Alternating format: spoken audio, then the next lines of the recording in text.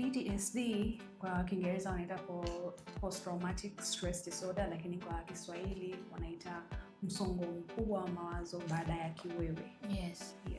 Hii ni hali ambayo mtu anakuwa nayo baada ya kushuhudia tukio au kupata tukio ambalo limemwekea alama kwenye maisha yake, ambayo inakuwa si nzuri, bali inamfanya anakuwa na hofu nyingi, anakuwa hayupo comfortable kuendelea na maisha, kwa sababu anapata either nightmares, tunasema zile ndoto ambazo zinarifaa kwenye ile tukio, au anakutana na changamoto ambazo kama kitu ambacho kina reflect au mazingira ambayo yanafanana na ile tukio, anakuwa ni mtu ambaye anakuwa na hofu sana, au sometimes anaweza kukutana na hofu na chochote ambacho kinaelekea na mazingira, lakini akawa ni mtu wa hofu sana, anakuwa hayupo comfortable na maisha yake na inamwathiri afya yake ya akili.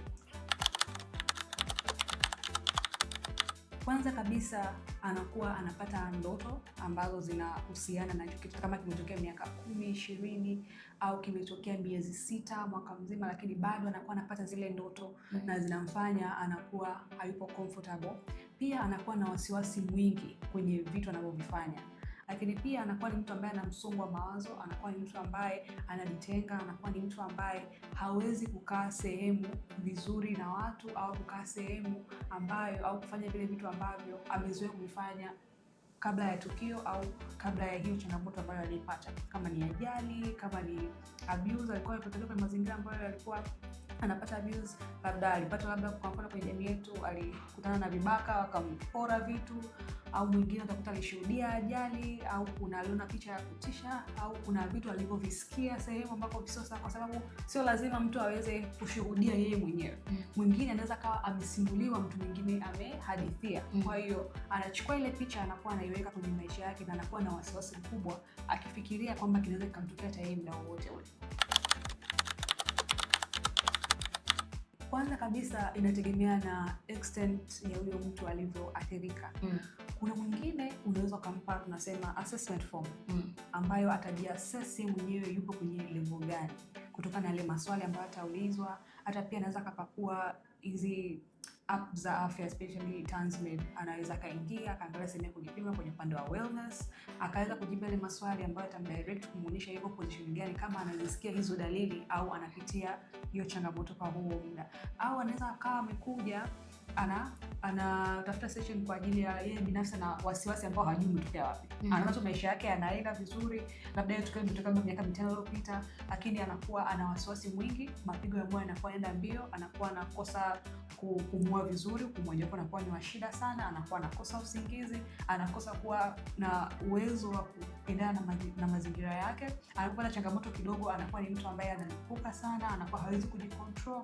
Kwa hiyo mtu wa hivyo, au kabisa utajua kabisa huyu yupo kwenye level gani ambayo unatakiwa umsaidie, either ni kumpa medication, kumrefer kwa psychiatrist, au anaweza kupata counseling sessions ambazo zitaweza kumsaidia kurudisha kilege, kuweza kukaa sawa. Kwa hiyo kupitia vipimo tunaweza kuanalyze na kujua kabisa huyu mtu tunatakiwa tumsaidie kwa namna gani.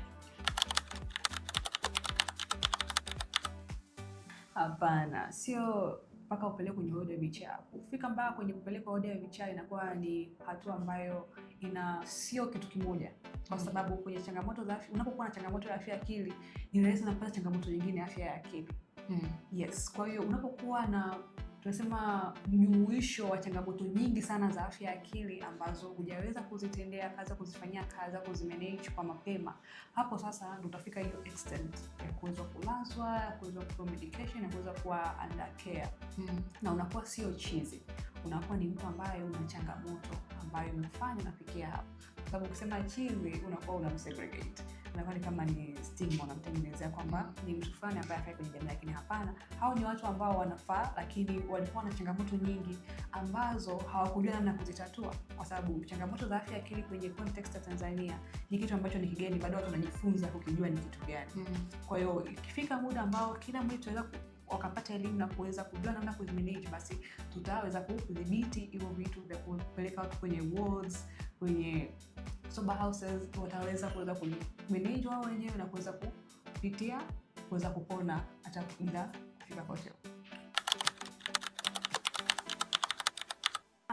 Hii dhana ipo kutokana na namna ambavyo jamii zetu imekuwa imeaminishwa hivyo, kutokana na kwamba hatukujua kama kuna kitu kinaitwa changamoto za afya ya akili. Hatukuwahi kuzijua kwa sababu tulikuwa tunaisha maisha before kuja kwa hizi medications na hizi magonjwa ambayo yanakuwa yanajulikana, au tafiti ambao watu wameweza kufanya au kuwa na sehemu ya kufanya tafiti za kuweza kujua binadamu zaidi, tabia zake na namna ambavyo ananavigate na kuweza kujua kama kuna changamoto ya afya ya akili.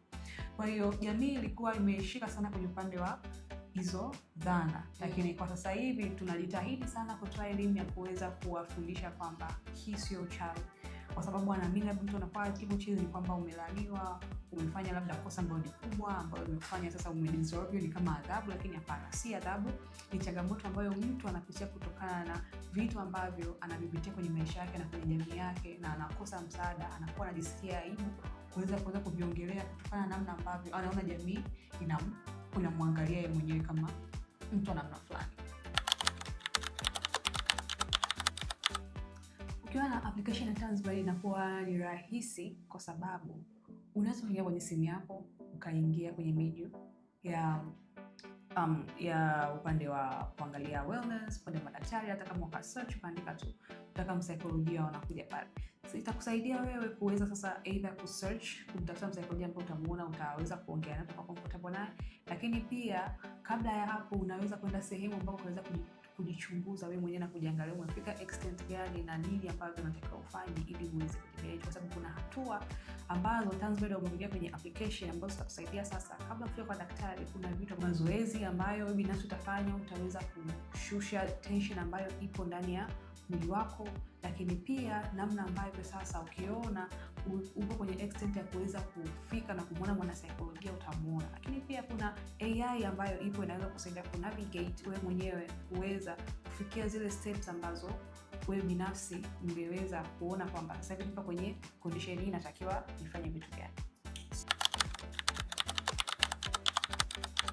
Kwanza kabisa Tanzbad wamejitahidi sana kuweza kuweka security lakini privacy kwa ajili ya wagonjwa wao, kwa ajili ya wateja wao pia, kwa sababu hatupati wagonjwa pekee yake Tanzbad, tunapata pia na wateja ambao wanatamani huduma mbalimbali. Kwa hiyo kuna security moja nzuri, lakini pia wao wanajali sana ethics kwenye upande wa kutoa huduma zao. Wako very ethical na pia wako sure kwamba, na lazima uje nafsi uwe sure kwamba data zako zipo very protected na hata ziona mtu yoyote zaidi yako wewe, na hata ukidownload hiyo app unaweza ukatengeneza password ya data zako ambazo unataka wewe mwenyewe zikae private, na unaweza kumruhusu daktari au wewe mwenyewe ukaweza ukashare na daktari wako ambaye unamwamini akaweza kukusaidia. Kwa hiyo msiogope. Asante. Thank you. Application inapatikana App Store pamoja na Play Store. Pakua Tanzbad sasa.